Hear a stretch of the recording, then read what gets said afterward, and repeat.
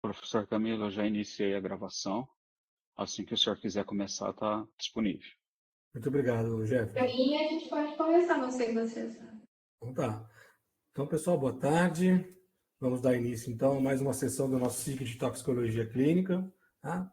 Cumprimento a todos e gostaria já de antemão agradecer às expositoras, né, por ter aceitado o convite de compartilhar as experiências acerca do tema, né, de toxicologia clínica, e hoje, né, um tema bem real, vamos dizer assim, né, a intoxicação por cianeto. Eu estou na coordenação do SIG, então sugestões e críticas ao nosso SIG, por favor, quem quiser pode escrever para camiloguidoni@uel.br. Durante a palestra da Bruna e da Sabrina, peço então, por favor, que vocês mandem dúvidas no bate-papo público ou podem mandar no item de perguntas que fica no canto superior esquerdo da tela. Ao final da apresentação, a gente vai discuti-las. Gostaria também de enfatizar que o SIG de toxicologia ele ocorre via RUT, né, Rede Universitária de Telemedicina, com o objetivo, então, de estimular essa integração e essa colaboração entre os profissionais dessa área de interesse. Tá? E hoje, então, nós temos aí a presença de duas palestrantes, né?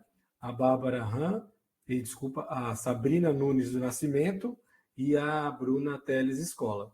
A Sabrina, ela é graduada em Farmácia e Bioquímica pela Universidade Federal do Rio Grande do Sul.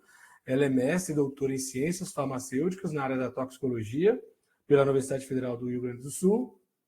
É servidora pública da Secretaria Estadual de Saúde do Rio Grande do Sul, atuando como analista em saúde farmacêutica no Centro de Informação Toxicológica do Rio Grande do Sul.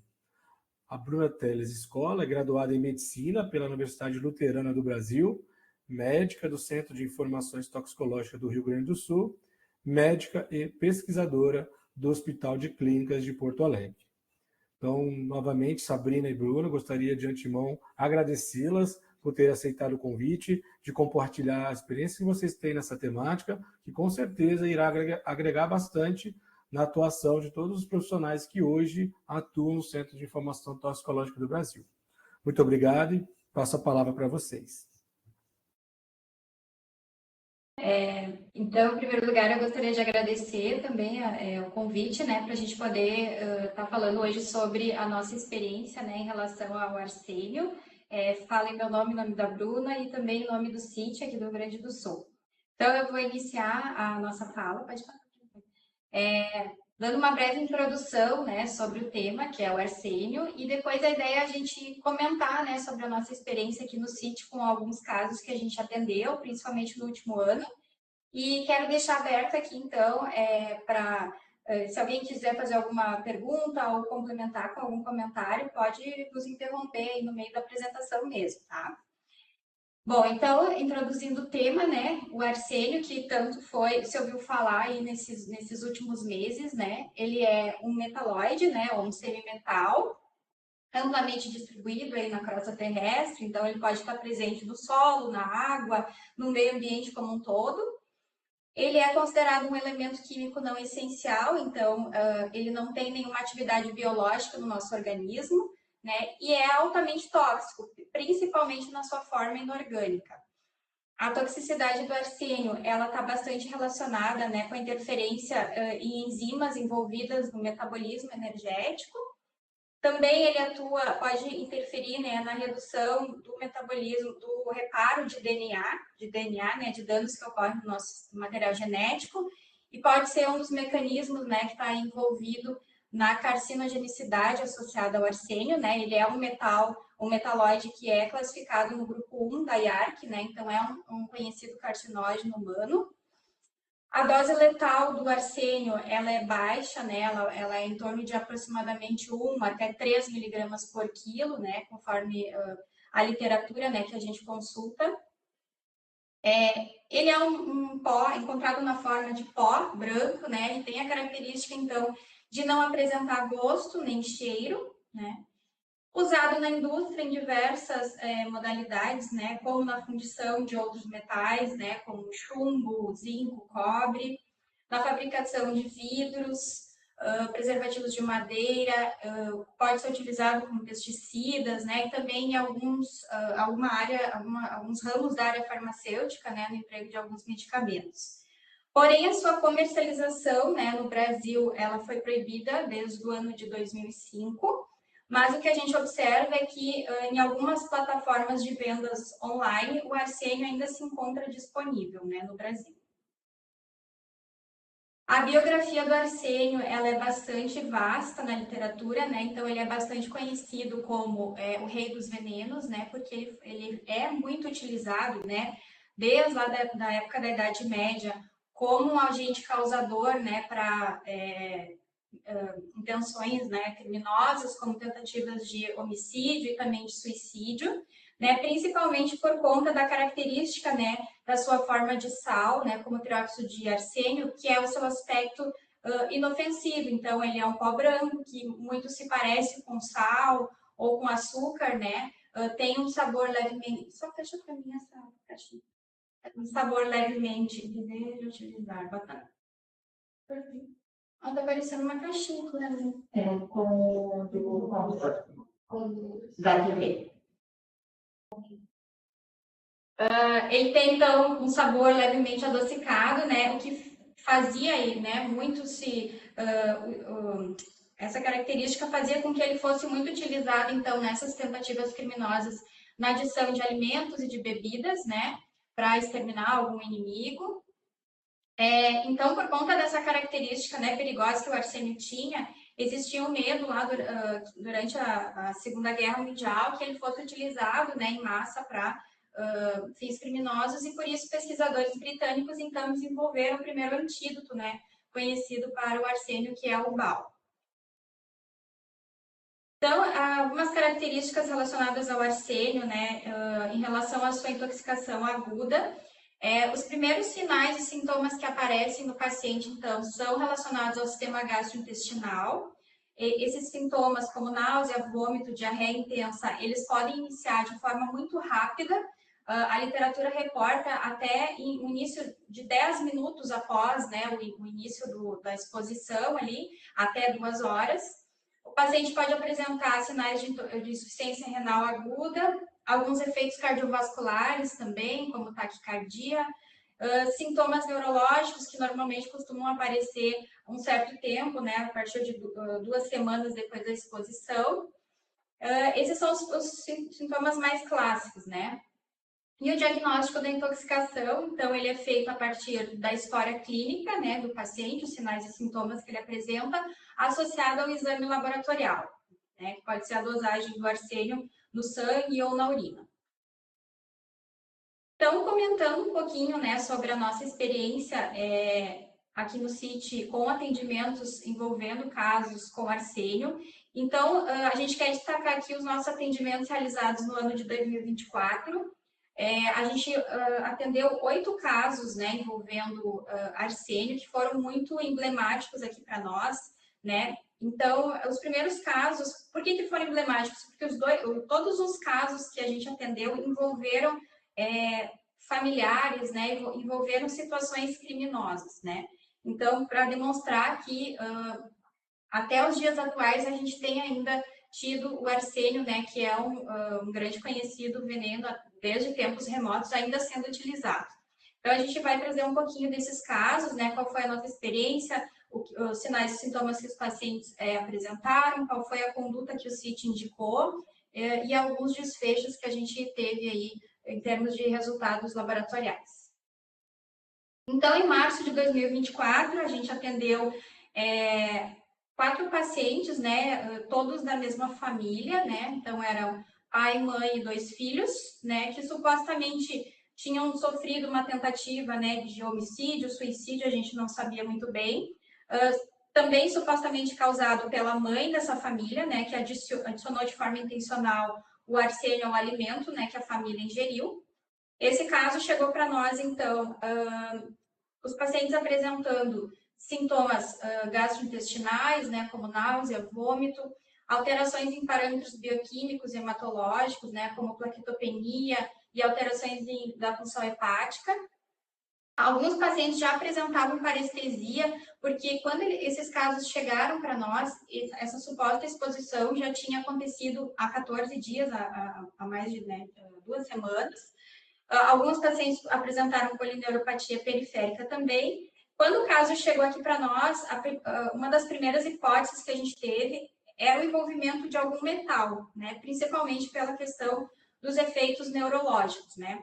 Então, foi a primeira hipótese que a gente teve. Então, como que a gente faz o diagnóstico nesses casos? A gente procura associar a clínica do paciente, né, como eu falei, os sinais e sintomas apresentados, juntamente com o exame laboratorial. Então, aqui no sítio do Rio Grande do Sul, a gente dispõe, né, do laboratório, né, de análises toxicológicas. A gente não dispõe, né, de um equipamento que realiza análises para metais, né, como o ICP-MS, mas a gente tem laboratórios parceiros, né, que nos auxiliam. Nesse caso específico da análise dos metais, é o Laboratório Federal de Defesa Agropecuária do Rio Grande do Sul, né, do Ministério da Agricultura, que nos auxilia nesses casos assim. Então, o que a gente teve aqui? O primeiro paciente, então, era um homem, né, 19 anos, ele apresentava vômitos e náuseas e algumas alterações laboratoriais, como plaquetopenia, aumento das enzimas hepáticas, né, amilase e bilirrubina também aumentadas. Tinha apresentado sangramento gastrointestinal também. Então, a gente recebeu a amostra de urina desse paciente, né, e essa amostra foi analisada, então, para pesquisa de metais, porque a gente não sabia qual metal poderia estar envolvido. A gente suspeitava que fosse algum metal, mas não sabia qual era. Então, a gente fez uma busca, solicitou, né, para o nosso laboratório parceiro fazer uma busca para os metais mais conhecidamente tóxicos, né?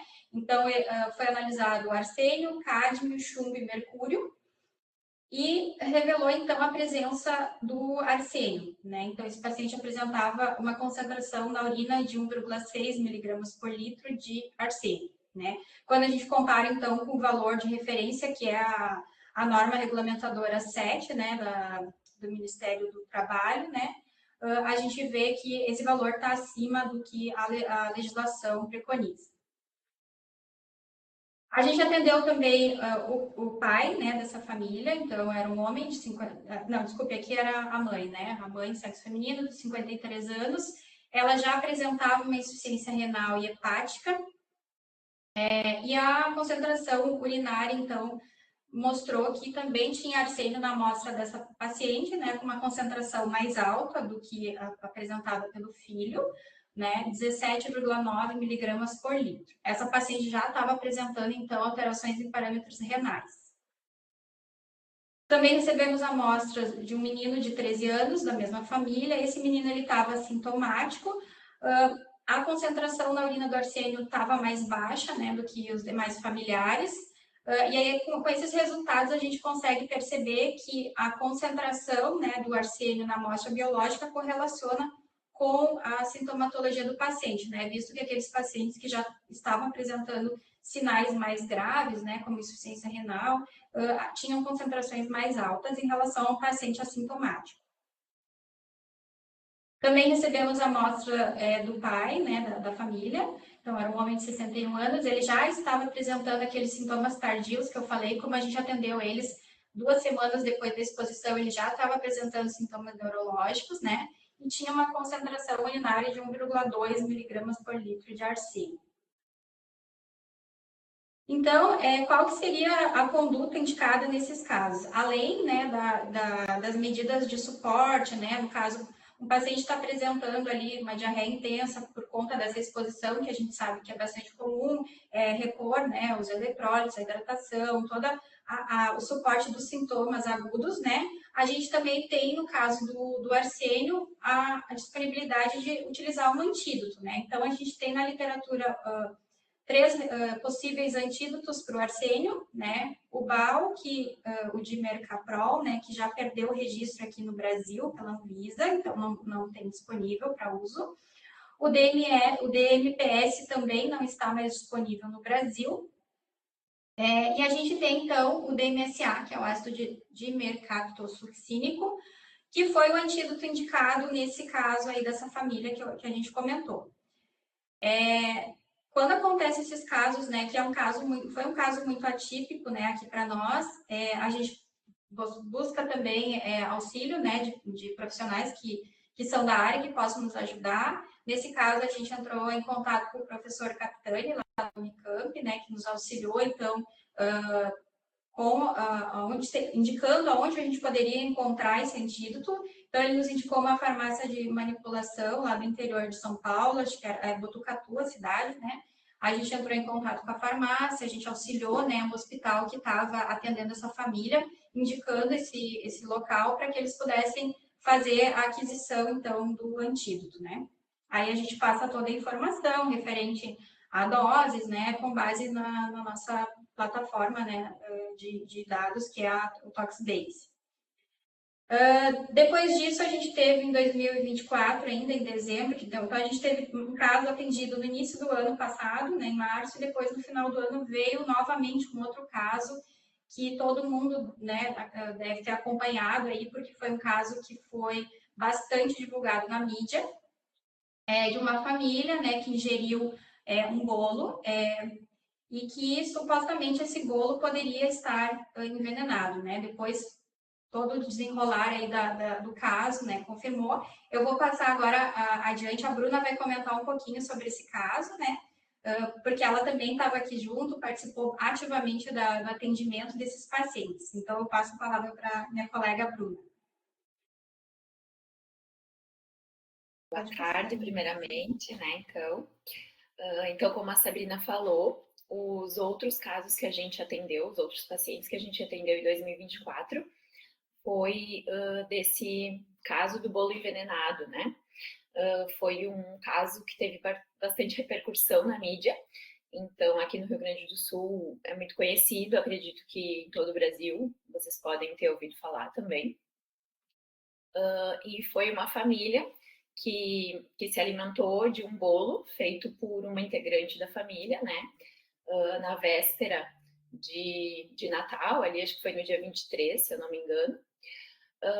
E logo após ingerirem esse bolo, né, um pedaço do bolo, já começaram com sintomas assim, muito graves, muito rápidos, né, como náusea, vômito, diarreia, taquicardia, né, chegaram a ter síncope, né, tiveram desmaio no local até, que foi a ingesta do bolo, e então foram encaminhadas para emergência, né. O caso de arsênio, de ingesta de arsênio, é bastante complicado, porque quando chega na emergência, o primeiro pensamento que a gente tem é de uma intoxicação alimentar, né? Então, comeu alguma coisa estragada, né? Será que estava fora do vencimento?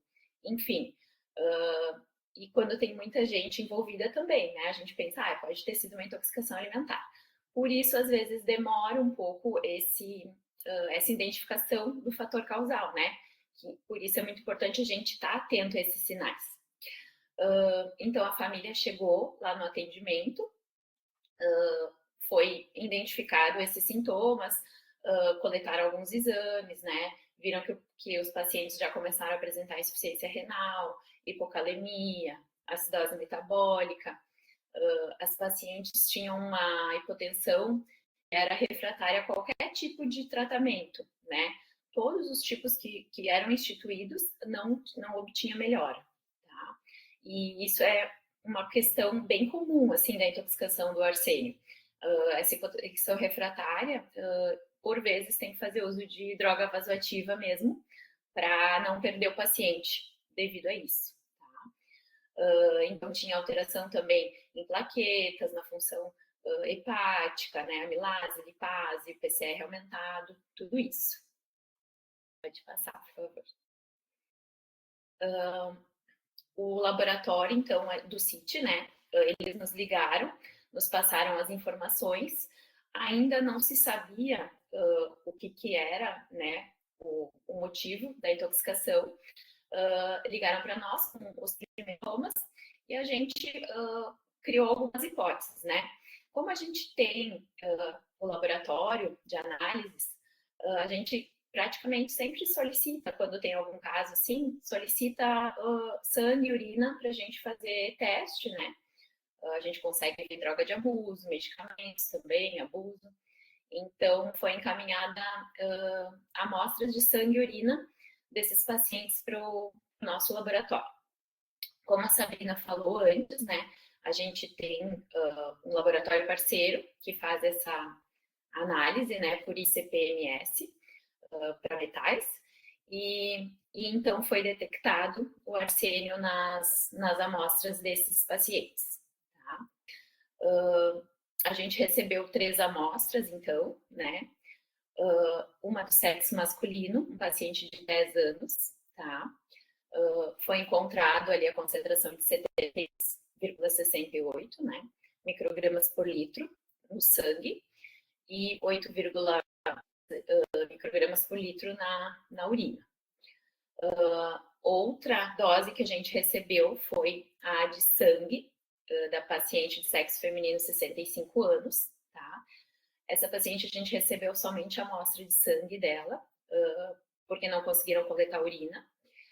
E quando a gente recebeu a amostra, a paciente já tinha ido a óbito, tá?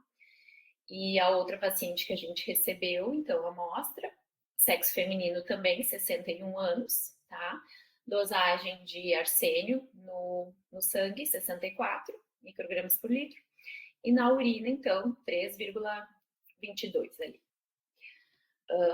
Essa última paciente foi a que a gente acompanhou por mais tempo e ela recebeu o antídoto DMSA, né?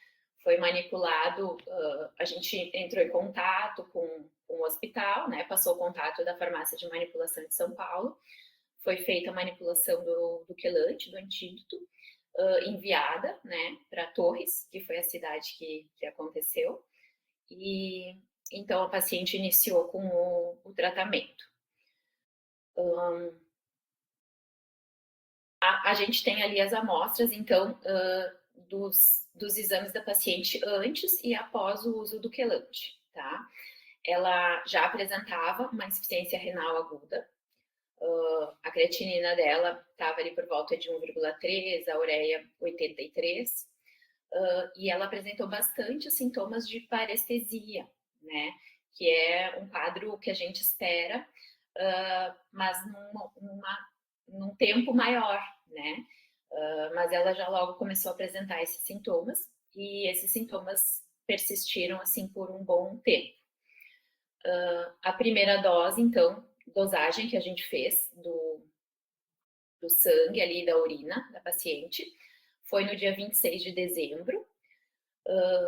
Teve um pouco de demora para essa questão de análise, né, devido à demora de recebimento de amostra, né, em período de Natal ali, né, para conseguir analisar, demorou alguns dias ali, 2 dias, se eu não me engano. Então, no soro, 64, foi ali a dosagem que a gente botou, e na urina, 3.220, né, era uma dose muito, muito alta mesmo. A paciente, então, fez uso do quelante, né, do DMSA.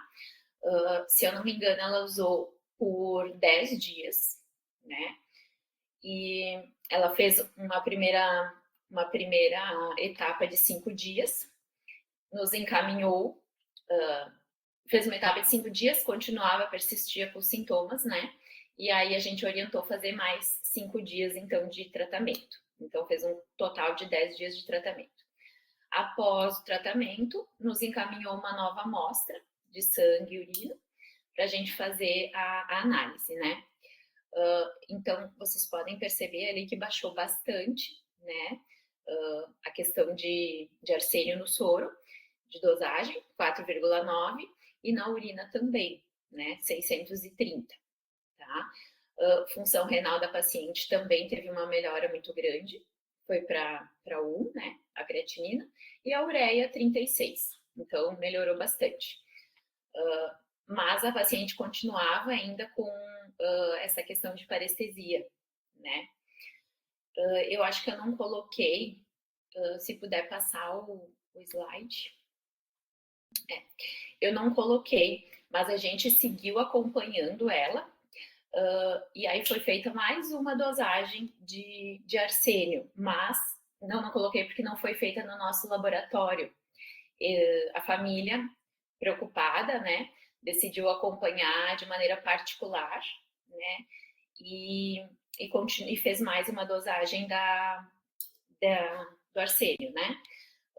Então, o dado que eles nos passaram, passaram assim por contato telefônico, né, desligaram e nos passaram, é que em 26 ali de fevereiro, a dosagem de arsênio urinário estava 40. Então, teve uma boa melhora, né? E abaixo ali de 50 microgramas, a gente já pode interromper o tratamento com o quelante, que aí abaixo disso o organismo consegue fazer uma eliminação mais efetiva, tá? Então, foi assim, esse caso nos deixou muito perplexos, por quê? Porque foi uma família inteira também, igual ao outro caso que a Sabrina nos passou, né? Foi intencional, né? Então, alguém utilizou desse veneno, dessa substância, né?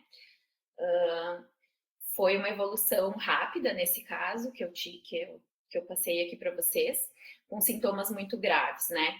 A gente atendeu 4 pacientes, porém foram 6 pessoas intoxicadas.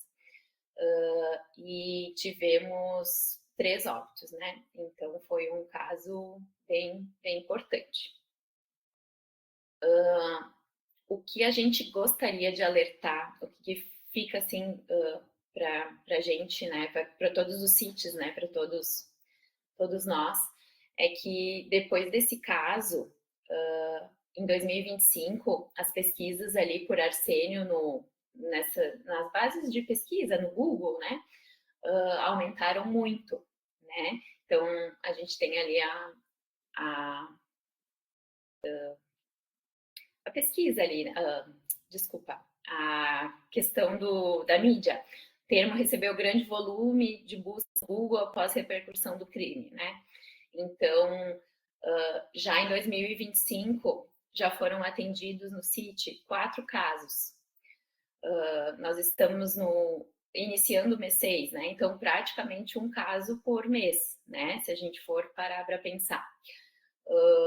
Desses 4 casos, um deles foi de exposição ocupacional e os outros 3 foram envolvendo tentativa de suicídio, né? Um deles até do estado ali de São Paulo. Então, a gente sabe que a mídia é muito importante, né? E foi muito importante também nesse caso, mas a gente gostaria de alertar que era um veneno da Idade Média, né? Lá esquecido, né? Há muito tempo atrás, muitos poucos casos. E agora, então, está voltando à tona. Então, a gente tem que prestar bastante atenção nos pacientes que a gente vai atender, se tem risco de intoxicação, né? Se é mais de um paciente, se tem sintomas gastrointestinais. E eu acho que é sempre válido colocar como uma hipótese essa intoxicação pelo arsênio. Outra coisa também é que a venda do arsênio está disponível, né, na internet. A pessoa que intoxicou essa última família conseguiu o veneno na internet, né, e a gente ainda encontra disponível para compra, se for procurar, né, o arsênio na internet. Acho que teve um caso desses, né, Sabrina, que a paciente relatou que comprou via internet também. Isso, uma das pacientes que a gente atendeu, né, esse ano, a paciente relatou, né, para o familiar que conseguiu o arsênio via internet, né. Então, e até a gente estava comentando há pouco que agora há pouco tempo aconteceu outro caso, né, em São Paulo, se não me engano, de duas pacientes, né, uma envenenou a outra também, com arsênio também, utilizando bolo, e também reportou que adquiriu pela internet, né? Então, nos mostra que nada foi feito, né, depois de toda essa repercussão desse caso que aconteceu, que não foi uma repercussão só aqui a nível do nosso estado, né? Foi uma repercussão nacional e que mesmo assim ainda a gente tem se deparado com esses casos não só no nosso estado, né? Mas em outros estados também.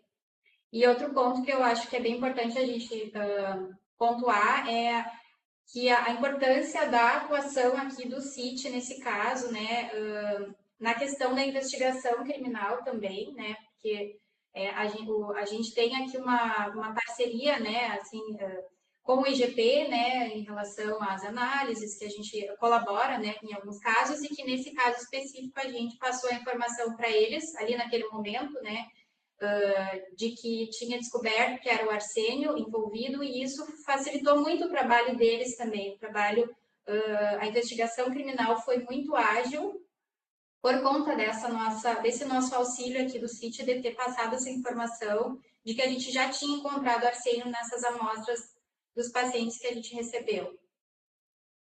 Eu acho que foi o ponto-chave, assim, porque eles começaram a pesquisar o que tinha no bolo, né? O que poderia ter sido essa intoxicação. Não faziam ideia, né, que poderia ser uma intoxicação que não fosse acidental, né? Então, o IGP, que é o Instituto de Perícias, né, iria ter que pesquisar cada substância, cada amostra, né? E a partir ali da análise, então, do CIT, do laboratório, conseguiu identificar o arsênio, e aí o Instituto de Perícias, então, buscou o arsênio nessas amostras que eles tinham, né? E aí foi detectado na farinha que foi utilizada, né? Que tinha esse arsênio. Outra coisa que também eu falei antes é que às vezes nos passa despercebido, né? Depois foi se investigar melhor essa questão, né, desse crime, e foi descoberto que uma outra pessoa da família, que já havia falecido em outubro, tinha sido intoxicada da mesma maneira pela mesma pessoa. E foi, enfim, foi feito como uma intoxicação alimentar, né? Não conseguiu se chegar à causa, né? Então, muitas vezes pode nos passar despercebido, por isso a importância de a gente ficar atento, né? Que pode ser um envenenamento por arsênio. Camilo, eu não sei se tem alguma... Ai, Bruna, desculpa, não sei se tu quer passar para finalizar. Eu acho que é isso. Pode passar. Era isso, né? Acho que é isso mesmo. A nossa fala ela foi muito breve, porque a gente queria mesmo era trazer a nossa experiência, né? E não ficar aqui falando em teoria, porque somos todos profissionais da área e acho que a ideia aqui é a gente trazer a nossa experiência e discutir, né? Como esses casos recentes impactaram aqui para nós, né? E também compartilhando a nossa experiência, a gente acredita que pode auxiliar também os outros centros, né? Em casos que podem receber também envolvendo o arsênio. Então, a gente está aberto aí a perguntas. Se alguém tiver... Eu vi que tem uma ali no chat, né? Não sei se tu quer ler, Camila. Pode ser, então. Primeiramente, gostaria de agradecer Bruna e Sabrina pela explicação dos casos, passo a passo. É interessante a gente ir sabendo, conhecendo, né? Sintomas bem específicos, assim, igual a Bruna colocou inicialmente, né? Comer um alimento, né? Quem vai pensar na presença de um arsênio ali? Um dificultador, né? Porque vai atrasando o correto diagnóstico e, infelizmente, as consequências vão acontecendo, né? Acho que isso que vocês trazem, né? Esses relatos, essa experiência, né? Então, assim, como apontou a doutora Marlene Zanin, uma conversa comigo, né? Ela disse que, né, essa temática abordada por vocês tem todo um aspecto clínico envolvido, né? Tem um aspecto laboratorial, do exame laboratorial específico, né? Que vocês têm a parceria aí com o laboratório para poder fazer esses exames, né? Tem também a parte de antídoto, né? Então, assim, existem aí na literatura 3, 4 antídotos, mas que a disponibilidade do DMSA. E com certeza também tem um quarto aspecto muito interessante que ela colocou, e eu até convidei o pessoal da Anvisa, né, para eles poderem participar hoje, até gostaria, se eles estivessem presentes, fazer alguns questionamentos, que seria então a questão da vigilância, né? A vigilância nas redes da venda ilegal desse produto, porque, né, como que vocês, Rio Grande do Sul, né, 9 casos ano passado, uma coisa assim, vocês atenderam, esse ano já 5, né, 1 ocupacional, 4 não ocupacional, né? Então, assim, é muito, né? Um produto clandestino, um produto proibido, é bastante caso, né? A meu ver ali. Então foi importante essa temática abordada por vocês. A Ana Clara, ela disse então que inicialmente que ela parabeniza vocês pela palestra, agregou muito, e ela tem algumas dúvidas quanto ao mecanismo de ação do arsênio que leva às alterações sistêmicas mencionadas. Por ser um metal, o seu mecanismo de ação é igual aos demais metais ou há algo que difere nesse mecanismo de ação? Na verdade... desculpa, pode falar, Bruna. Não, pode falar. Tá. Na verdade, não tem um mecanismo específico, né? Que nem eu falei ali, ele pode, o que se mais sabe é que ele pode afetar ali o metabolismo energético, né? As enzimas envolvidas. Não existe um mecanismo que seja comum para todos os metais, mas alguns sinais ligam o sinal, alguns sintomas nos ligam o sinal de alerta, né? Ali nesse caso do arsênio, os primeiros casos que a gente atendeu, eu acredito que o que mais levou, né, a gente a ir para o lado dos metais foi a questão neurológica, que nem eu comentei, né, Bruna, da questão da parestesia, né, de ser um sintoma que a gente observou que já estava começando a aparecer 2 semanas depois da exposição. Então, foi algo que nos levou a indicação de que fosse algum metal. E nesse caso específico do bolo, eu acho que foi, ao primeiro momento a gente pensou, já aqui, né, no sítio internamente, a gente já pensou que não era uma intoxicação alimentar, e sim uma intoxicação química, por ser algo que levou os pacientes a óbito de forma muito rápida, né? Então, a gente já suspeitou que fosse algo químico e que fosse algo muito tóxico. Então, as possibilidades já foram se restringindo, né? A gente pensou em algum agrotóxico, mas o arsênio também foi um os elementos que veio, assim, primeiro, né, nas nossas possibilidades. Esse é eu ia falar mesmo que a Sabrina falou, os sintomas são parecidos, né? Tem algumas questões que se diferem um pouco, né? Então, nesse caso específico do arsênio, né, a gente conseguiu identificar que seria algo de metal pesado, provavelmente, devido aos sintomas graves que os pacientes já apresentaram, né? Todos eles apresentaram, os pacientes que tiveram contato com o bolo, e a evolução muito rápida, né, para óbito, né? Então, mais ou menos isso, eles têm sintomas parecidos, mas algumas coisas diferem. E a partir da avaliação do médico lá no atendimento, que nos passa, né, a gente consegue direcionar mais para algum lado. O eletrocardiograma está aparecendo alguma alteração específica? Tem mais a ver com o arsênio, né? E assim a gente vai identificando. Excelente. E devido a que vocês atenderam bastante casos, né?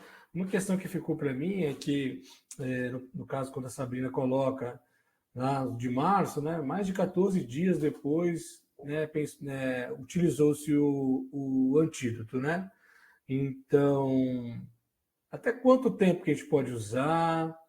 Como que é? Sim, poderia falar um pouquinho mais sobre isso? Sim. O arsênio, ele acaba... O nosso organismo absorve de uma forma muito rápida, né? E acaba, como é que posso dizer, lesionando algumas células. Ele se deposita nas nossas células, né? E acaba lesionando algumas células. Se não for utilizado o quelante, que é o antídoto, o nosso organismo até consegue depurar um pouquinho dessa substância, mas não grande quantidade. Então, se não for utilizado o antídoto, vai ficar, alguma célula ali vai ficar com uma modificação de DNA, né, enfim, e por isso tem um risco muito grande de câncer, né, por isso que é um elemento cancerígeno. Utilizado o antídoto, ele pode ser utilizado a qualquer momento, tá? Então, assim, não tem um período. Claro, quanto antes for utilizado, melhor, porque menos lesão vai ter as nossas células, né? Mais rápido vai ser retirada na nossa corrente sanguínea e menos vai se depositar nas nossas células. Mas, né, se for identificado depois de um tempo, por exemplo, nesse caso, foi detectado 14 dias depois, né, mesmo assim tem que se utilizar, tá? No momento que é detectado, já é indicativo inicial o antídoto para ter menos lesão nos nossos órgãos. Quanto mais demora para utilizar o antídoto, mais lesão a gente vai tendo nas células e provavelmente mais sintomas neurológicos a gente vai ter.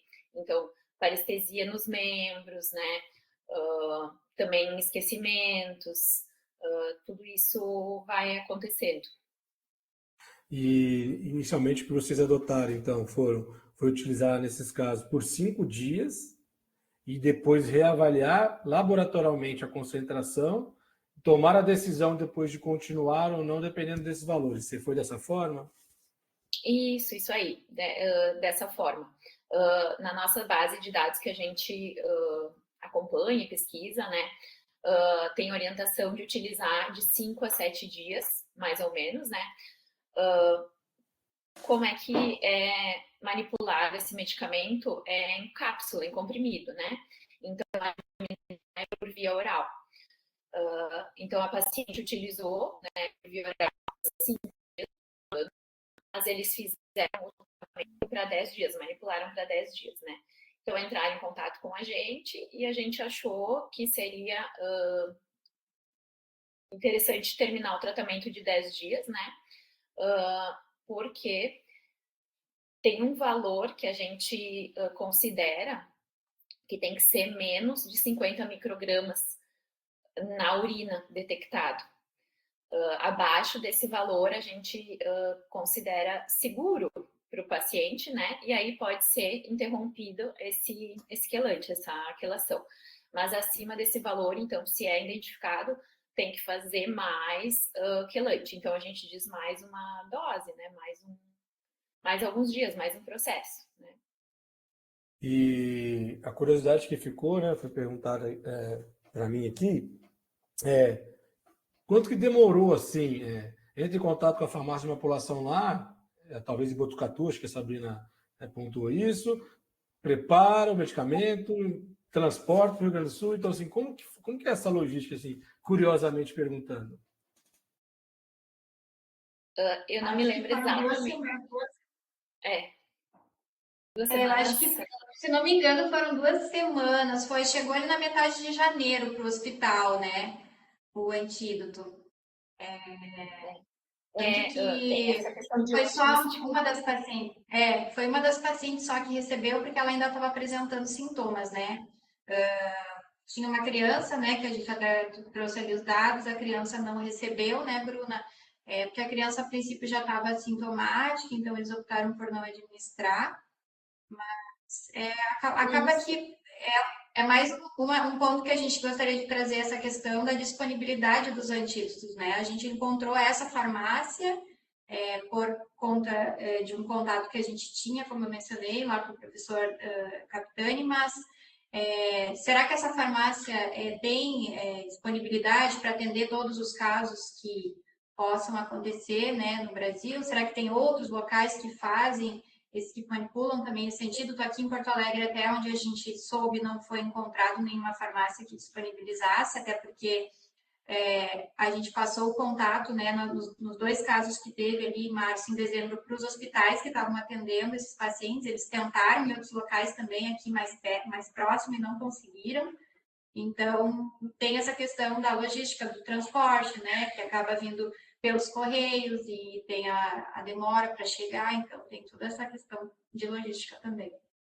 Isso, e eu me lembro, nesse caso, que a gente ficava em contato com o hospital, né, para saber se já tinha recebido o quelante, né, e até a informação que nos passaram é que estava demorando até porque estava com falta de matéria-prima na farmácia.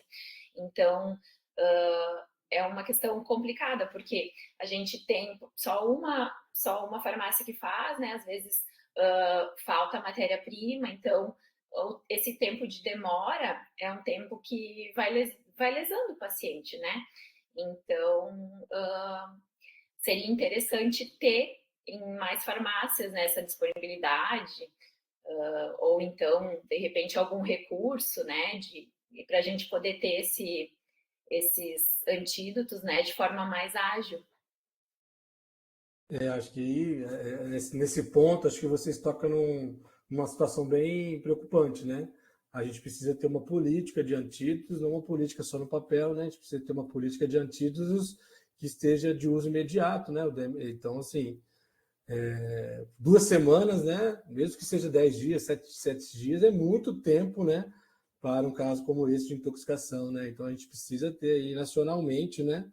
O Ministério da Saúde tem que estar preocupado em construir essa política, atualizar e fornecer, né? Então, assim, estrategicamente a gente tem que estar bem posicionado, senão acontece com vocês.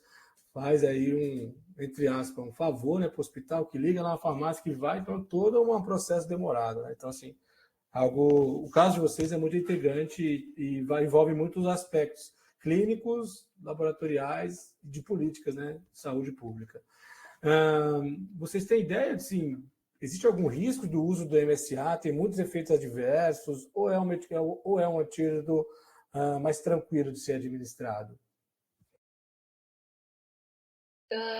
Pode ter alguns efeitos mais gastrointestinal, assim, a longo prazo eu não me lembro de ter nenhum efeito adverso mais grave. Não sei se tu lembra, Sabrina.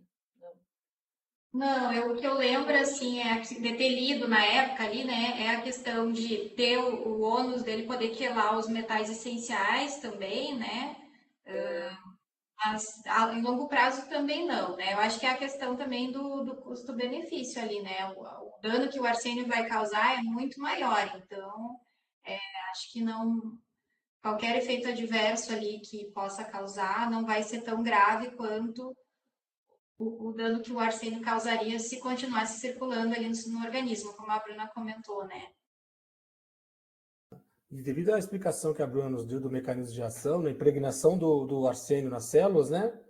Nesse caso, então, por exemplo, pensar em eliminação, hemodiálise, não teria benefícios para a excreção do toxicante. Seria isso?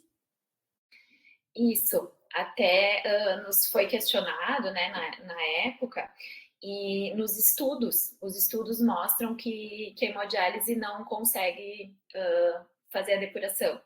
Então, por isso que não é indicada, por isso que não é utilizada. A Jordana Coelho fala então assim, ó, existe uma nota técnica ou protocolo para usar no caso de intoxicação por arsênio? Acredito que não existe assim uma nota, né, enfim, ou um protocolo do Ministério, né, nada assim. A gente consulta a nossa base de dados, que é o ToxBase, que é uma base inglesa, né, lá da Inglaterra. Então, é por ali que a gente segue. Essa base de dados é feita através de estudos, né? Então, a partir dos estudos que foram feitos, a gente consegue ter algumas informações, né, do que deve ser feito, como que deve seguir. Mas eu acredito assim que uma nota técnica, um protocolo do Ministério da Saúde, eu acredito que não tenha, até porque é difícil de encontrar materiais sobre isso. Dei um Google rapidinho aqui quando você respondia, não achei nada mesmo também não, tipo nota técnica, protocolo AC, Ministério. Foi muito rápido, talvez eu não procurei direito, mas não parece não. Não parece ter, né? Não parece ter. A André Alves Santos, ela pergunta, sobre o corpo que foi exumado, foi possível detectar arsênio após tanto tempo? Sim, foi detectado arsênio. A gente até fez uma roda de conversa, de discussão com as peritas do Instituto Geral de Perícias que participaram desse caso. Foi um encontro promovido pela Sociedade Brasileira de Toxicologia e elas comentaram que quando o corpo foi exumado, até por não fazer tanto tempo, faz menos de um ano, né, que o paciente tinha vindo a óbito, o corpo ainda estava bastante preservado, né? E eles conseguiram detectar o arsênio. Eu não sei dizer, provavelmente no cabelo, unha, não sei qual foi a matriz que foi utilizada, mas eles conseguiram detectar no corpo exumado, né? Foi ali que eles conseguiram comprovar, né, que tinha acontecido, que a morte dele tinha um fundo criminoso também, e não uma intoxicação alimentar, como tinha sido como se pensou lá na época, né, que ele veio a óbito. Só para falar para a Jordânia que a Sociedade Brasileira de Toxicologia, a SBTox, ela fez um alerta toxicológico ali sobre o arsênio, essa nota está disponível na internet, tem algumas questões de tratamento ali, não, mas só para Eu vi essa nota, o Souza Júnior, ele fala, qual que é a dosagem do DMSA utilizado nessa intoxicação? Foi utilizado miligramas por quilo por dia. Tá?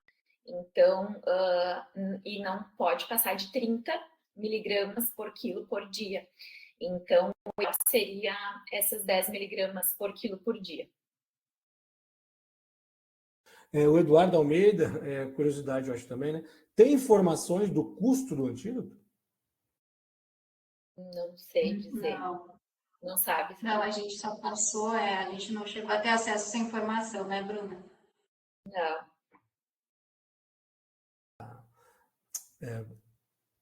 Marlene Zanin, boa tarde, parabéns pela apresentação. Ela viu que a Bárbara do Ministério está acompanhando, gostaria como está sendo visto os antídotos manipulados. Daí a Bárbara respondeu aqui, né? Há restrições por parte da Conitec para incorporação de medicamentos manipulados, mas que já está sendo discutido em relação às formulações pediátricas manipuladas também. Eu acho que deveria existir algum incentivo, não sei, para que a indústria farmacêutica produzisse, né, esses medicamentos, esses quelantes, né?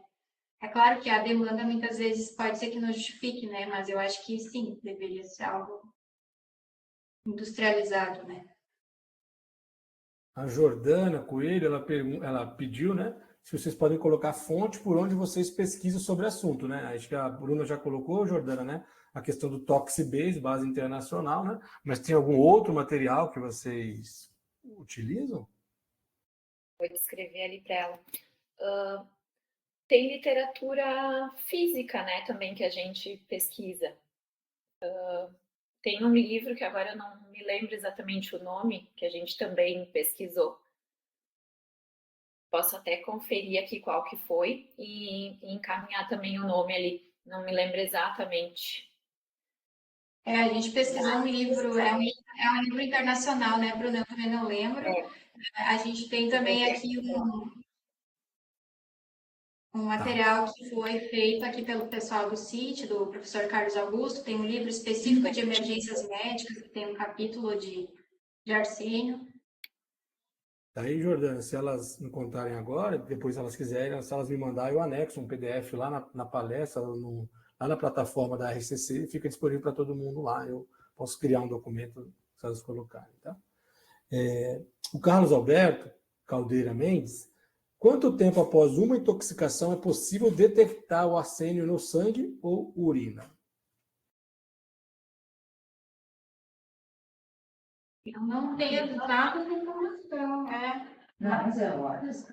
Mas aquele lá aquele que foi 14 semanas, a gente ainda detectou, né? Por quanto tempo a gente detecta? Não, é que aquele caso que eu comentei de março, de 14 dias depois da exposição, a gente já detectou, né? Na urina. Então,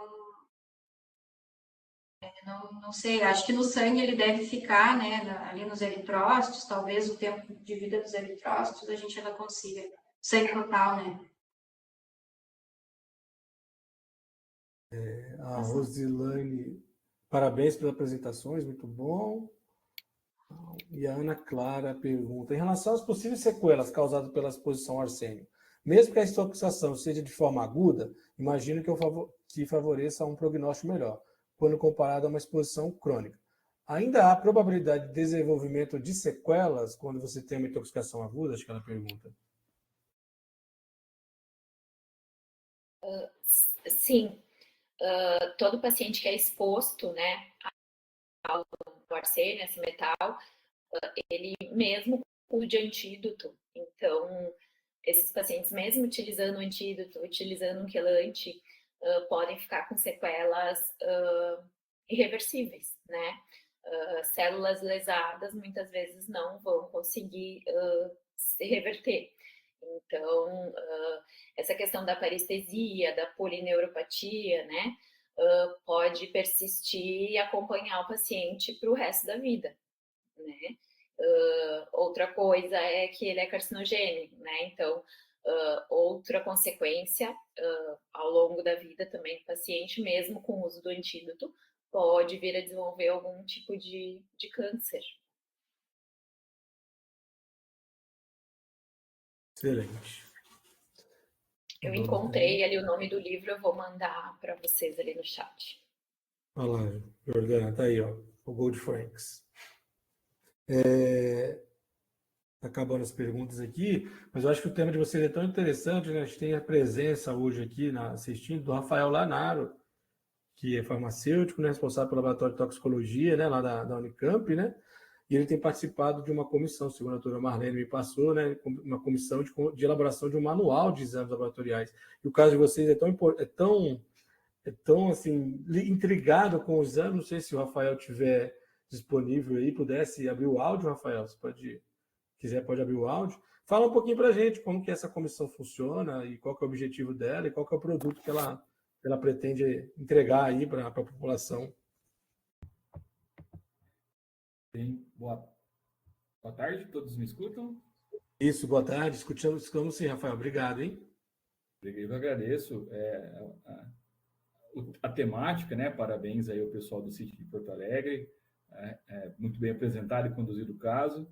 A SBTox, então, ela está né, elaborando uma diretriz técnica a respeito dos exames laboratoriais, né, que um sítio deve ter, né? Assim como a SBTox fez agora a diretriz técnica dos antídotos, né? A nossa ideia, até após reunião com a equipe do Ministério da Saúde, eles entenderam, assim, né, após, né, uma discussão técnica, que seria muito importante a gente determinar quais são os exames mínimos, por quais técnicas analíticas, técnicas laboratoriais.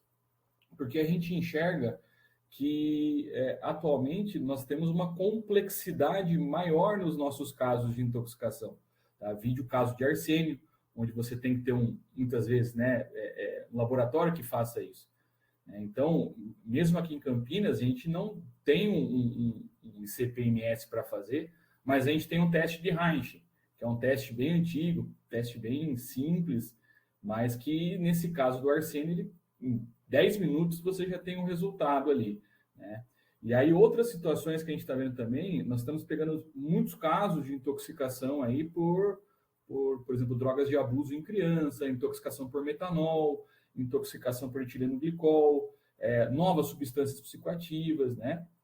Onde muitas vezes essa dosagem, esse laudo, ele vai além da questão clínica. Ela é necessária fazer uma questão, muitas vezes, pericial, né?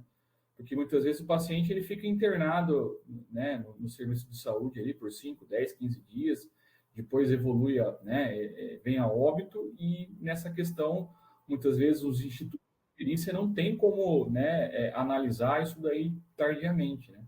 E aí a gente se torna uma fonte de referência para esses casos. Então, é muito importante que a gente padronize, né, os exames, as técnicas, as matrizes biológicas, valores de referência. Então, hoje a sociedade está trabalhando, né, nessa questão, né? Nós temos os grupos de trabalho dentro da sociedade, nós temos um grupo de analítica e um grupo de toxicologia clínica, né? E aí, em contato com a Abracit também, a gente vai, né, ter uma comunicação bem próxima ali para alinhar essa lista de exames que a gente tem certeza ali que vai ser vinculado aí ao Ministério, né, da Saúde ali para ter uma base de quais são esses exames e assim ter, né, a gente precisa do exame muitas vezes na hora, não, né, dias depois, né? Então a gente entende que chegou a hora da gente padronizar isso, né? Assim como outros países já têm, né? Então, se você consultar guidelines americanos, australianos, você tem ali a lista mínima de exames, né? Então, a gente está nessa situação hoje de o quanto antes, né, a gente liberar esses exames. Então, legal, Rafael. E nesse manual, só para. Existe uma rotatividade, né, de pessoas trabalhando no Ciatox, né? Esse manual, tipo assim, orientaria, está assim, contida alguma orientação para fazer exame de arsênio, por exemplo, né? Pode ser amostra sanguínea, pode ser amostra urinária, vai ter essas orientações. Exato. A ideia é exatamente essa. Em qual matriz biológica você deve utilizar, né? Uma dosagem de sangue, urina, os valores de referência, né? Porque a gente entende, né, que o que foi utilizado hoje para arsênio foi uma norma de trabalho, né? Que avalia exposição ocupacional. E a gente precisa de um parâmetro, né, de intoxicação aguda para você ter esse dado, né? Então, essa diretriz ela prevê isso. Muitas vezes até o tipo de tubo de sangue a ser coletado, enfim, se deve ter algum cuidado na hora de manipulação, se você vai dosar no sangue, vai dosar, por exemplo, no plasma, no sangue total, no soro. Então, a gente vai ter, né, a gente está tendo esse cuidado para, né, discriminar exatamente todas essas normativas aí para cada tipo de exame. Perfeito. Tem uma pergunta para você, Rafael, depois tem uma pergunta para Bruno e para Sabrina, né? A Marlene pergunta se tem algum representante da Abracit nessa comissão. A gente não temos, mas a gente, aliás, a gente tem, né, no grupo de toxicologia clínica, nós temos a professora Sayonara, né? A professora Sayonara, que é da Abracit, ela faz parte do grupo de trabalho de toxicologia clínica. Então, nós temos também na toxicologia clínica, nós temos a Flávia Neri como coordenadora, que ela é do Ciatox do Distrito Federal, né? Então, eu também estou nessa comissão, né? Eu represento também, além da SPTox, represento o Ciatox de Campinas. Então, a gente tem aí, né, alguns profissionais atuando, né, nos CITs para exercer isso daí. E a Sayonara está junto com a gente também. Perfeito, Rafael. Marlene está digitando, não sei que vem pergunta para você aí, mas eu pergunto para a Bruna e para a Sabrina, né? Camila Pavani pergunta para vocês se vocês poderiam compartilhar qual farmácia de manipulação em São Paulo manipula os antídotos. O nome da farmácia é Farmácia Cruz Vermelha, ela fica em Botucatu. Cruz Vermelha, Dá para liberar o telefone. Mas eu acho que se dá uma olhada deve aparecer, né? Vê se o Camilo encontrou. Eu encontrei, Rua João Passo, Centro Botucatu, 1438820570. Farmácia Cruz Vermelha. É isso aí. Eu vou mandar ali no telefone. Acho que... Eu fiz um Ctrl+C e Ctrl+V ali. Mas muito interessante, né? Deixa eu ver se a Marlene está digitando ele ainda, né? Como que toxicologia analítica, clínica. Importante ter uma rede de transporte de amostra, o Ministério da Saúde assumir este curso como tem exames dos LACENs, com certeza. Né? Com certeza. Até complementando essa questão da Marlene, uma das nossas visões é assim, você não precisa ter todos os laboratórios multi-mega equipados. A gente precisa ter laboratórios que ofereçam o mínimo, né, essencial para esses casos de urgência, né? E aí, sequentemente, você tem os laboratórios de grande porte, onde você possa criar uma rede de laboratórios entre os centros, para que você consiga, né, eventualmente, aí, uma pesquisa de uma nova substância, de outros compostos, você poder né, contar com essa rede, com esse fluxo, né? Então, isso é muito importante a gente ter também, né, como a doutora Marlene colocou aqui, a questão né, do fluxo dessas amostras, que muitas vezes tem que toda uma cadeia né, de preservação, logística, né, de transporte para poder chegar nesses laboratórios. Mas uma das ideias da diretriz é que a gente ofereça pelo menos aqueles exames que são considerados essenciais, que vão mudar a tomada de decisão. Então, a partir disso, né, isso seria um mínimo que um laboratório conseguiria fazer. E aí, pesquisas adicionais, né, dando exemplo aqui de Campinas, a gente tem um potencial grande em detectar novas drogas de abuso. Então, obviamente, isso não é uma situação de emergência e urgência, né? Isso a gente pode coletar, criar uma rede de centros, né, de você poder coletar essas amostras e aí encaminhar para os laboratórios de referência para poder fazer a determinação e devolver, assim, o diagnóstico.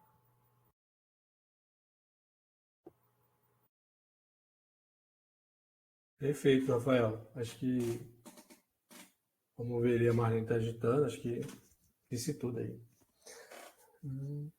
Só finalizar aqui, vamos ver se tem mais perguntas. Doutora Marlene, se quiser abrir o áudio também, fica à vontade, tá? Então pode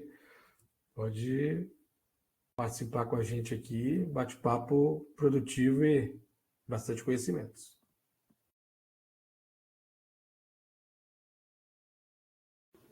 Importante área da toxicologia, uma rede de laboratórios de apoio. Porque pode falar, doutora Marlene. Está aberto? Está me ouvindo? Estou te ouvindo, pode falar. Uhum. Me preocupa essa questão mesmo dos laboratórios, porque quando a gente, no início do governo, a gente foi chamado para ir coordenar a área dos laboratórios no Ministério da Saúde. Bom, da toxicologia lá não tem nada, né? Então, o forte lá era a parte viral, bactéria, né? Então, não era minha área, então foi indicado outra pessoa, né? Eu mesmo não aceitei, indiquei outra pessoa. Então, mas o sonho era de enxergar a toxicologia lá na rede de laboratórios do Ministério da Saúde. Não, então, assim, concordo com o Rafael que não dá para ter um laboratório em cada CEATOX, mas o que existe equipamentos de alto custo, estruturar uma rede de apoio, né? Estruturar uma rede de apoio. E essa questão das amostras, lá está bem estruturado, tem um manual, né? Tem como se transporta a amostra nas outras áreas, né? E pago, tudo.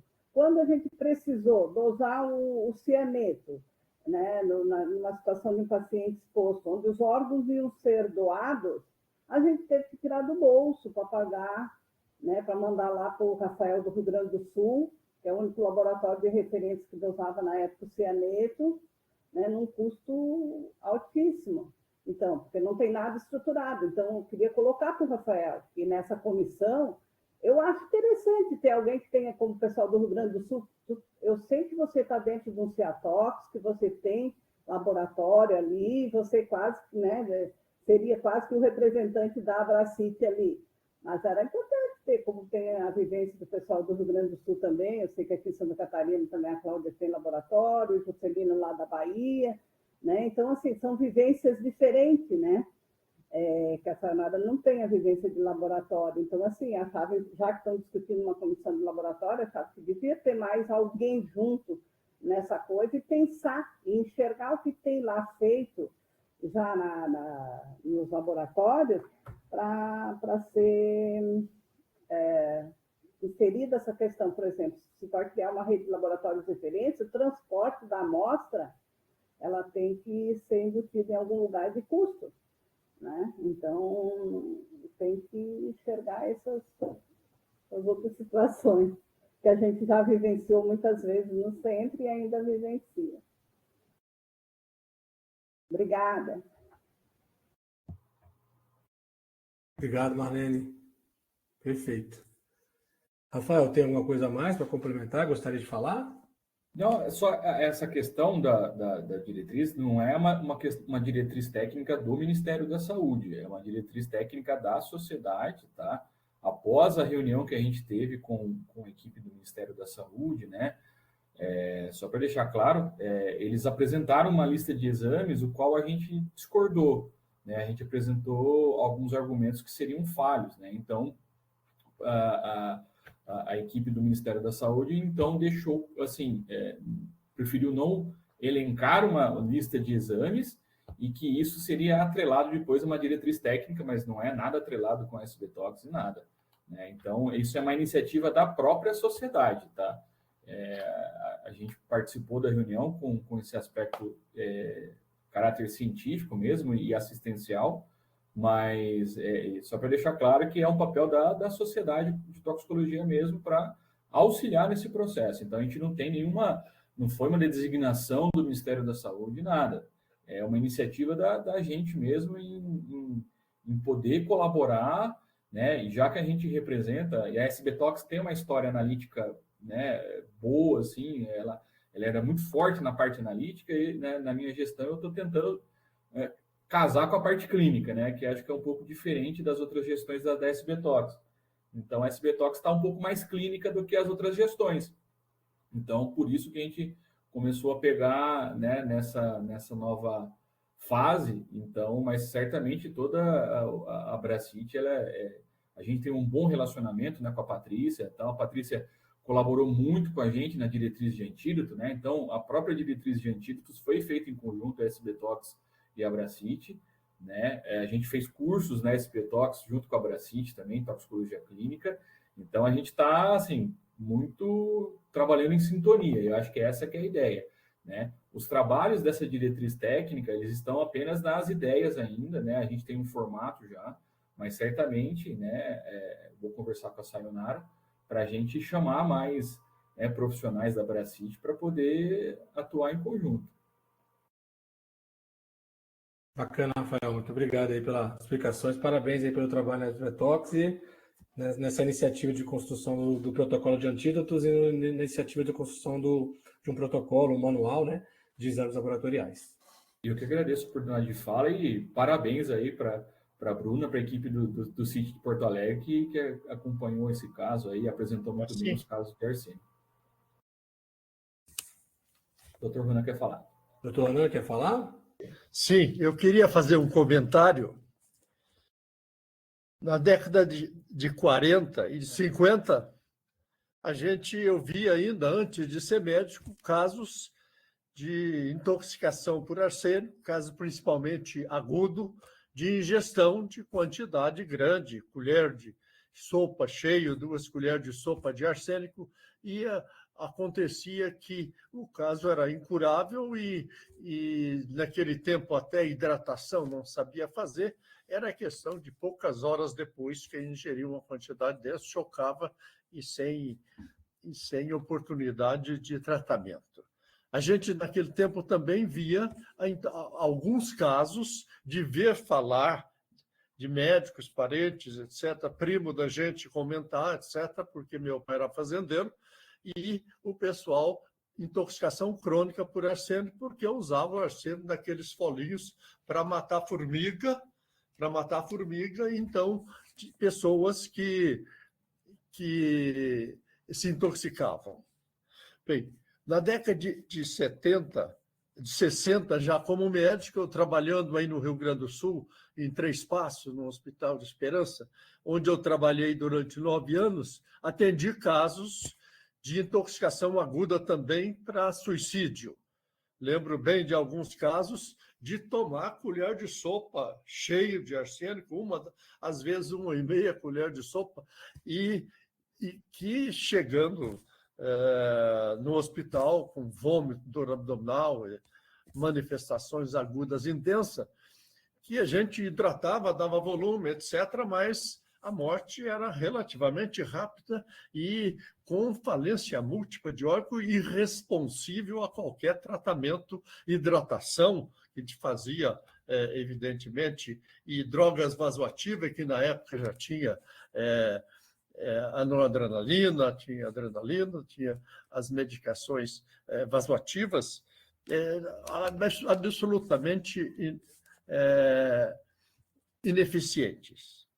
O mecanismo a gente não sabia muito bem, agora a gente sabe um pouco mais, não completamente, mas a gente já tem várias várias informações, porque age praticamente no organismo inteiro e não sobra célula nenhuma que não possa ser atingido pelo arsênio, porque ele tem essas propriedades de caminhar como substâncias do próprio organismo, aí, com um mecanismo semelhante a mecanismo biológico de alguma substância de penetração, etc. Então, ele compromete o organismo inteiro.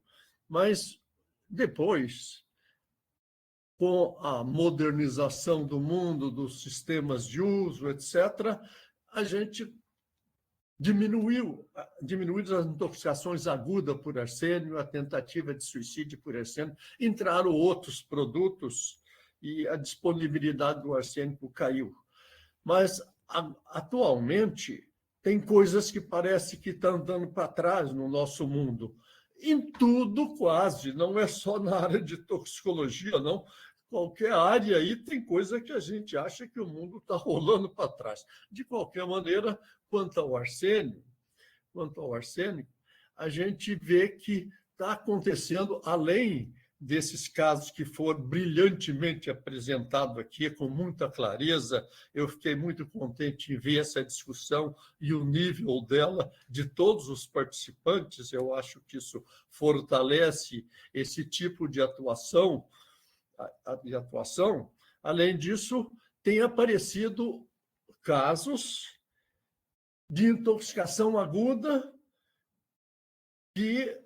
por arsênico, derivado de arsênico. Doutor, o senhor fechou o áudio. Doutor, né? O senhor fechou o áudio. Eu bateu alguma tecla aí e fechou o seu áudio. Voltou agora. Ainda bem. Eu vou parar de gesticular aqui. Não adianta eu gesticular, vocês não estão vendo nem minha mão. Mas acontece que tem aparecido casos em que o arsênico é comprado na internet para suicídio. E isto está sendo trabalhado no submundo aí da modernidade dos sistemas de comunicação.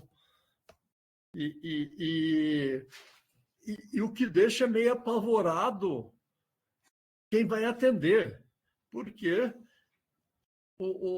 compra um produto desse, toma uma dose brutal, e que, se tomou as quantidades recomendadas, é fatal mesmo, e é angustiante ver um caso desse. É angustiante, principalmente quando a pessoa, às vezes, nem é um depressivo crônico, não é nem... às vezes são coisas de momento, e às vezes até em atitude heróica, estimulada, complexa, que eu não sou capaz de penetrar na profundeza dessa. Então, nós estamos tendo esses casos agudos, e nós precisamos estar preparados para isso, e quem vai atender e dar cobertura tem de estar até emocionalmente preparado, porque fica até abalado de ver uma pessoa, às vezes, jovens. Então, e nós precisamos de algumas coisas, além dessas iniciativas, que algumas já foram comentadas aqui, é ter um protocolo, assim, de umas 2 folhas, uma coisa bem mais ou menos simples, do que fazer nesses casos novos que aparecem para suporte do atendimento. A dose que, se tomou uma dose grande comprovada mesmo, ele vai morrer mesmo, não há tratamento nenhum, porque interfere em dezenas de mecanismos e destrói todo o funcionamento do organismo, que não responde mais a nada. Eu tenho experiência disso. Pode tratar o que quiser, que a resposta é zero. Tantas manifestações de qualquer tipo, falência de múltiplo de órgão, seja manifestações. De qualquer maneira, eu acho que é um assunto que vale a pena ser estudado, que precisa ser trabalhado, que é uma das partes que o mundo está rodando para trás, trazendo o arsênio de novo aqui no nosso meio. Isso até não é bom, mas eu congratulo com essa iniciativa, acho muito interessante. É assim que a gente vai para frente. Meus parabéns. Obrigado, doutor, pela colocação, né? Vasta experiência aí na área da medicina, sempre enriquecendo aí os nossos debates, né? tinha também convidado a Anvisa, né, para estar presente, para até questionar a Anvisa o que tem sido feito, né, para monitoramento das internets, das redes, né, para coibir o máximo possível. Às vezes é difícil, né, a gente eliminar, mas se a gente puder coibir e reduzir ao máximo essa possibilidade de compra desses produtos de internet, né? Mas acho que não foi possível participar, quem sabe uma próxima oportunidade. E essa provocação que você fez aí de um protocolo, né? Quem sabe lá no sítio Rio Grande do Sul não tem alguém já pensando em fazer e vai distribuir para a gente. Quem sabe? Sabrina e Bruna, eu passo a palavra para vocês, caso vocês tenham mais alguma colocação. Eu conversei com o Capitani sobre isso e ele ficou estimulado porque ele tem experiência e tem condições de fazer isso. Podia participar ou fazer um modelozinho, passar a circular para outros, para complementação, para ter um protocolozinho simples, que o plantonista lá do Ciatox, que ele, em vez de ficar procurando lá nesses textos grandes, o artigo de base mais, ele ter um elemento assim para isso aqui é que nós temos que fazer e o que vai acontecer. A gente está, pelo menos, seguro emocionalmente. Excelente, doutor Ronan. Obrigado, tá? Bruna e Sabrina, passo a palavra para vocês. Bom, eu acho que a gente só agradece, né, esse encontro, acho que foi muito rico, essa troca de informações, de conhecimento, né, e a gente aqui do CIT, do Rio Grande do Sul, a gente está à disposição aí para contribuir nessas discussões, né, frente a protocolos, enfim, o que possa ser feito para que a gente consiga evoluir nessas discussões, né, sobre o uso de antídotos, essa rede de apoio, né, dos laboratórios que a professora Marlene comentou, que eu acho que é realmente muito importante. Também queria agradecer o convite, né? A gente fica muito honrado de poder participar da reunião com vocês. E que nem a Sabrina falou, o CIT fica à disposição, né? Para perguntas, sugestões e para próximos casos que venham a aparecer, né? De outras coisas também. Então, Sabrina e Bruno, eu gostaria novamente de agradecer vocês pela disponibilidade, presença aqui conosco no SIG, né? Acho que é uma oportunidade única nesse momento, né, de transmissão de conhecimento, de discussão, né? A rede virtual hoje, ela facilita muito a nossa vida, né? Então, novamente agradeço vocês. Aproveito também para agradecer a Viviane, coordenadora do Sítio Rio Grande do Sul, por apoiar, né, você estar aqui hoje com a gente, né, discutindo essa temática tão interessante, intrigante, como o doutor Ronan colocou, né? Algo lá do século passado, praticamente, e agora, infelizmente, andando para trás, concordo com ele na fala dele, estamos andando para trás, voltando a ter casos novamente dessa substância que já não deveria estar mais no meio disso tudo aí, tá bom? E aproveito e convido a todos para que no próximo SIG, dia 4 de julho, né, participem, então, conosco do tema rabdomiólise maciça por exposição aguda à venlafaxina, um relato de caso que será, então, realizado pelo Ciatox do Ceará, com a doutora Carla do Nascimento Magalhães. Tá? Então, com essa minha fala, eu encerro aqui, então, o SIG de hoje, desejando a todos um excelente final de tarde, um ótimo final de semana, e nos vemos aí no dia 4 de julho. Muito obrigado. Tchau.